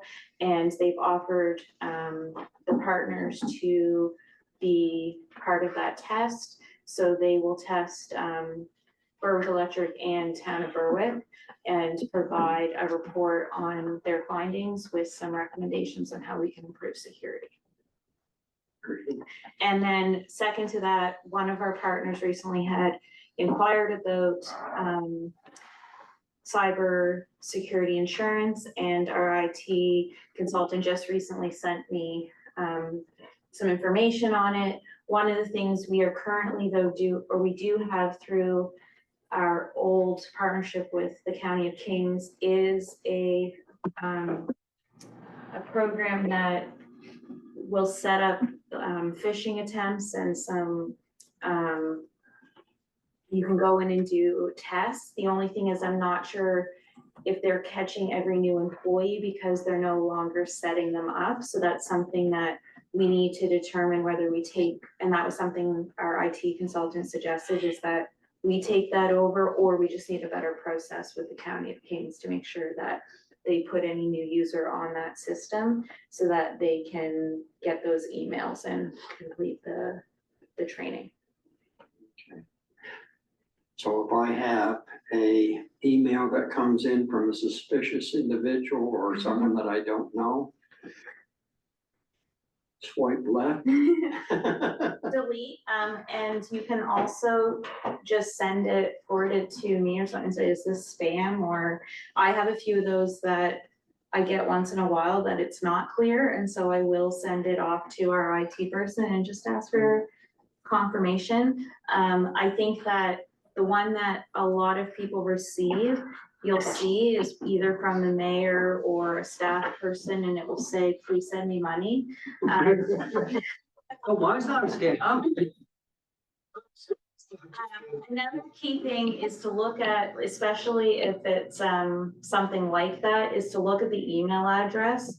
Because a lot of the times it's not a Berwick email, or it's got a really weird beginning to it. And if any email is sent from inside the organization, as I'm saying this, I'm not quite sure that this is here. Does it have a yellow thing at the top that? No, okay. That's the next thing I'll talk to Jack about, but we're definitely making steps continuously. I wouldn't say we're doing everything, but we're definitely taking the steps to move in the right direction. And I think the penetration test will really give us a good sense of where our vulnerabilities are. Just scary when you hear other municipalities Absolutely, and other organizations that have gone through major Yeah. issues. absolutely. I don't know, Lisa, because you work with Jeff more closely on this stuff, have anything to add? Just the intention of the pen test is to provide a baseline and then the areas of risk. So then we'll be able to kind of mitigate those risks, and then the intention will also be to do another pen test down the line. And then you kind of get your baseline and you can see how you're improving. And I know taking note or whatever, it's really cool. Yeah. There, you can appreciate them.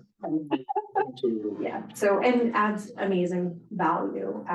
It should help with our insurance as well, because where the risk from a cybersecurity perspective is really increasing there, they're really starting to encourage organizations to make sure we're mitigating those, so. Wow, So they're encouraging due diligence internally yeah. while they still cover us A lot of- monetarily. They do, and, you know, it's coming down that they're going to have more, strict requirements, like, we do a lot of in-depth, questionnaires when we renew our policies. And they're starting to focus and get more specific within that, because obviously, if they're seeing risks, then that's, you know, not good for their bottom, and so. Sure, absolutely, yeah. So can I ask, are we still involved in that Beau Saron or Yeah, the security? one That's goes what you're saying that- Yeah, okay, so that's the Make it county a case. fun state, I'm a bureaucrat. Is that- Yeah, Please, right, good. So when they give you, they send you the messages to say, please do this part of it. Yeah, That you should continue to do them. because there was a, Well, I get tired of the last few, so I haven't really done. so we did reach out, and do an audit and clean up and make sure that we had all of our current users that were on the system. And upon request, I can reach out and get reports from the county as well. And we can not shame people, but identify where there might be knowledge gaps or additional training that could benefit. So we're on top of that. All right, next item, correspondence. So you see the letter there, and I thought that was important to put on the agenda to have some discussion on. As it does impact us, because Katie's been quite involved in the, in applying for the beautification streetscape program, and we've taken advantage of that and done well, so now we can. I think we got rid of the program, shifted over to the PCAP program, so, I talked to Jennifer today, and we are doing some things with it, and, so I thought we'd give a chance to kind of have a little conversation on that, and, just for information's sake, and see what our options might be and how we do that. So I'll turn that over to Jennifer, and then Katie has some comments, because I know she's involved in some things as well. So whoever wants to go first. So I'll just say, and then I'll leave it to Kate and maybe give an update on how that might affect the budget or not, for this year. But I did hear from a few murmurings at the AMA conference last week of some smaller municipalities that feel like us, is that it is nice grant to have when you're a municipality that, you know, if you tell your tax base you're gonna spend $50,000 on beautification, they might not think that's worth it, but if you can say we're spending 25, and getting 25, there's a little more acceptance for something that has a big impact to the community. And so I think that one of the things tomorrow, the Deputy Minister of Municipal Affairs, as well as the Associate Deputy Minister and the Executive Director of Municipal Affairs are doing a roadshow, and they're coming here tomorrow to meet with staff. So this might be something we ask them about, and whether there's another option that they're looking at, or looking to another department to potentially offer something like this. So we'll follow up and see if they have any comments on it tomorrow. Deputy Mayor Luce, you have a question on this? I hope it wasn't a question on the last one that I missed you. Neither a question, unfortunately, guys, due to my health, I'm gonna have to leave at this time. So I'm just taking a turn for the worse, so I will not be able to remain on camera, so I'm just gonna leave the meeting at this time, so enjoy the rest of the meeting. Thanks, guys.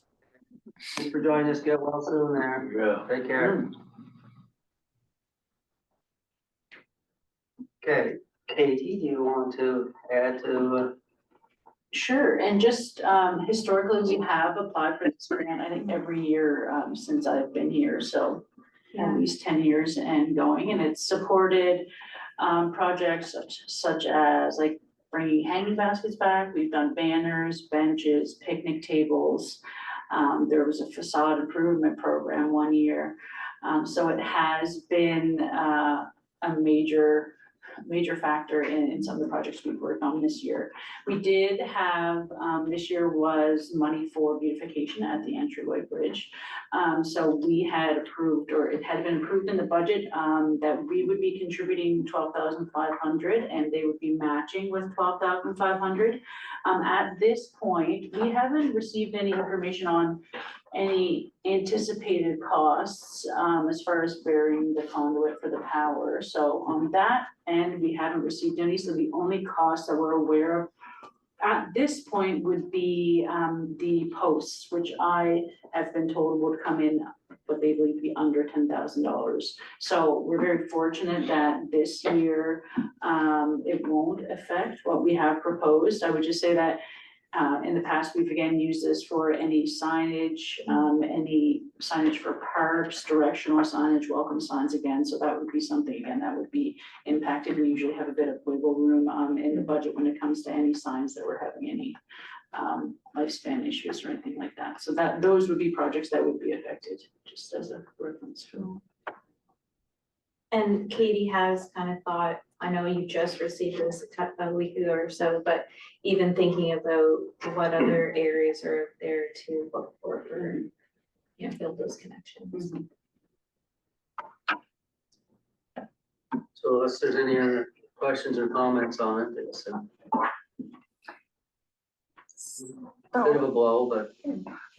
So my question, because I don't, so what would the capital assistance program, PCAP, cover? Like, is the Stormwater, wastewater, and water is kind of their focus. And it's Okay. usually a small amount. Your application usually needs to be, I think we applied one year for 300,000 and they said it was too much.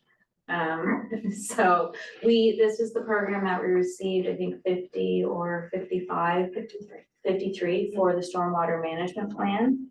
And so it's a project that I think is directed more towards the design portions or smaller capital projects for those, that then can be used to apply for the next phase of a project. So maybe now that they've increased it, they'll accept some larger, because it has been many years that it's remained stagnant at that 690. And been a complaint from municipalities, but I don't think the intention was to complain that there wasn't a lot of money and see another program forfeited for it, but we can share some of those comments tomorrow. Yeah, and I think to that point too, some of the grants that have been removed were really just included in the different grant, like the wing revitalization was included in facility improvement. So they have grouped some together, but that doesn't seem to be from the letter that we received, the So we can intention maybe there. clarify tomorrow. Yes. Yeah. That's good to clarify, because the interesting word I see in there is sunsetting of programs. And I remember talking 20 years ago interdepartmentally about the possibilities of using that term of sunsetting programs. Yeah. We're finally seeing it. So it may have taken a strong majority in order to get that wording put forward, but I wouldn't expect, I would expect that we'll be seeing more of the transition of what are the key priorities that the province sees itself being involved in. And that was something that I sort of mentioned to the mayor, is maybe they're looking to another department that has beautification as a priority, or maybe they're looking to them to carry out a program. So maybe we'll get some direction on that tomorrow. Who's the deputy minister? Paul the Flesh. Okay. All right, I figured it's Paul. He's still around. He must have 40 or 45 years in with the. No, his I expect his two daughters are entering university, so. Community college before that. Oh, Yeah, he Well, that's- came from Montreal, yeah. Yeah, he's been deputy everywhere for, But he has covered a lot of. oh, he sure has. Yeah. And I think he's the deputy minister for public works as well. Yes, he was. Still, I think he Oh, holds he's two both? right now. Yeah, okay. Okay, mayor's report. Any questions of the items on that? The bridge, can you give us a general idea what it's gonna look like? Yes, I can try to describe it. It's gonna have pillars as you enter it, when you can actually see them now. They've got square pillars at the entryway, and we're hoping typically they put a ball on it. We're trying to put an apple on it. We're hoping to get there that we can make the apple shape on that. The walls are, it'll look like the new bridge in Kentville, but it won't be concrete. They've got an issue with concrete, so there'll be more iron in it on the uprights to that. You won't be able to see through the railings? Like when you drive over Yes, the you bridge, will. can you see Yeah, the road? they're kind of a Oh, round, of course, so you still see the water when you drive Oh, over the yeah. road, like. and some of our beautification or repatriation kind of things that are happening down there are some light standards. Katie can describe this better. We're looking at an overhang for the water, or to look at the water, if we can get it that close, so we'd be able to walk up and kind of a little area that you can look off, or whatever you want to call it. And sidewalk will curve up to it a little bit, look a little nicer. For the firemen, they're gonna fill in their pond, they're gonna put some topsoil down where where a lot of the vehicles have been parked. They're gonna extend the commuter parking area, it'll be a gravel area, so. We're quite happy we started with a bit of a wish list with them, with both Carbon Transportation and Dexter's, and we sat down and they've agreed to all of it. The only part they didn't really agree to was paving that commuter. They didn't want to pay for the paving. The rest of it, they're doing for us. They're not buying the standards, but they are putting, and they've agreed to concrete pad, which I thought they might not do that, but, so. And you guys met with them Friday morning on locations of stuff, and it's all going well. They called you on that. So, Yep. yeah. Yeah, for streetlight locations and just, find out the intricate details of the sidewalk and the curb and the boulevard in between the curb and the sidewalk, how wide is that gonna be, and things like that. They should be putting the conduit and the basis for the streetlights probably this week, to be honest. That's coming very, very soon, so. It's being anticipated. Did they give you, they were saying end of June when we met last time, the time before last, then when we met the last couple times, they're saying, oh, we'll be done in June, and now, are they going any quicker? What's? Yeah, I think end of June for a complete reinstatement, so temporary bridge removed, all the gravel and grading and hydro seeding complete by the end of June, so it's coming very quick. But traveling over the bridge before then, like first of Yeah. June, if not earlier. That's right, yeah, we should be off the temporary bridge in probably 2 or 3 weeks. Yeah, so. Are we gonna have a ribbon cutting ceremony? Welcoming the new bridge?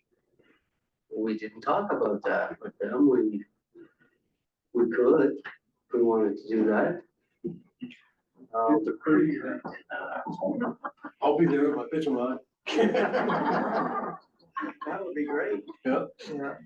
Yeah. Well, that's something to, that's a thought, if we wanted to do that, I mean, we could put that on the, I don't know who we contact, well, we'll so talk we to can start our, with Ken. yeah, Yeah. Ken roll and see how it, Yeah. we'd open that and. Yeah, I'm not sure how we do that and not stop traffic, like, we don't wanna do that, cause that wouldn't. Could we somehow do it next to it or on the sidewalk or something, have a little ceremony there and a little. Yeah, what do you think?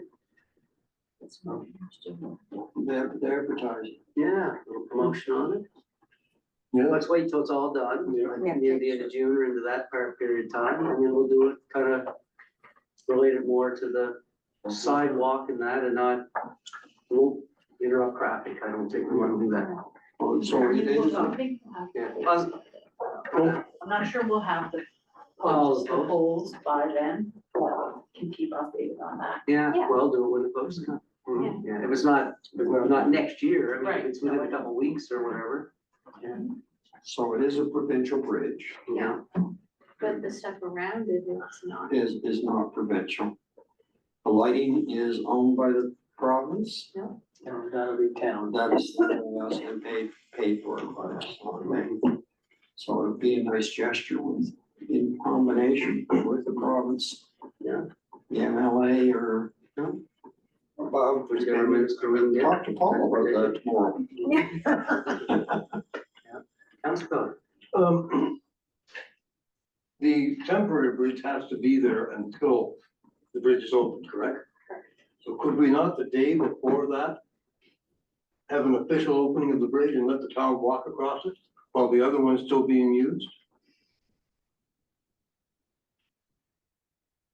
Well, in 1998, Confederation Bridge, AEI, that's what they did. They had a huge running event across there. I ran across that day, and there were thousands of people. We never even made it to the start line at the start time because people were still being bussed in there. And that was like a couple days before that bridge opened. It was a kind of a fantastic thing to do. Okay. Yeah, it was a big day. We still do it every year. Mm. Not quite as big a bridge, but. Yeah. Well, I could probably run across this one now. This one's gonna look. Well, that's the thought, although it doesn't look as nice with all the other stuff not done in the area. Anyway, we should give that some thought about that. Okay, great. There's no other questions. There's two things I did want to update you on that I was hoping perhaps to have it, but we're not quite there yet with the finished product. But to know, I've been talking about having a session or two for the public in the morning, just a coffee session to come and meet and greet and talk about some different things.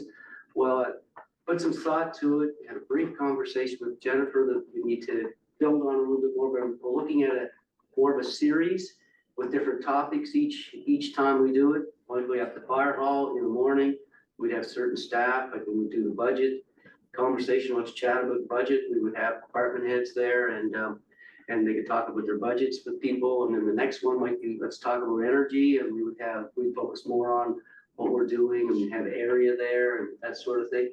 So the four of them kind of thought of, take us from now until February, So hopefully at the next meeting, after we've talked more with Jennifer, I'll have a bit of a document that we'll share with you and get people's approval. I'd like to get the first one going like in June, so the sooner at this, it would be great to see what kind of response we get, so. And the second thing that I want to share with you is that, so we're 6 months into our new term and we've added some procedures and things with staff around our committee work. And so I want to do a bit of an evaluation with everybody on that. So we're fine tuning some questions now. I know the staff will likely meet and do a bit of an evaluation where we are with that. Counselors, what we'll do is similar to what we did with the committee meeting. We'll send out the survey and we'll get some feedback on that. It'd be an anonymous one. We'll probably come back to Krista. She'll assimilate all the questions, and then we'll sit down and look at that, and we'll have a bit of a review on kind of how things are going at this point with council and with your committees. So heads up for that, and at some meeting in the very near future, we'll put some time on the agenda just to have that report, have a look at that, so. Okay, so now it's time to have a break, and then we'll come back and go into camera. It's more of a contract negotiation, so that's a bit of a misnomer there with the name under negotiation, but as soon as we get back, Jennifer and Aaron and I. Yeah, so we'll need a motion to go into camera. Council Sereno, second Council Jameson, all those in favor say aye. Okay, so we will go in first break and then back in camera.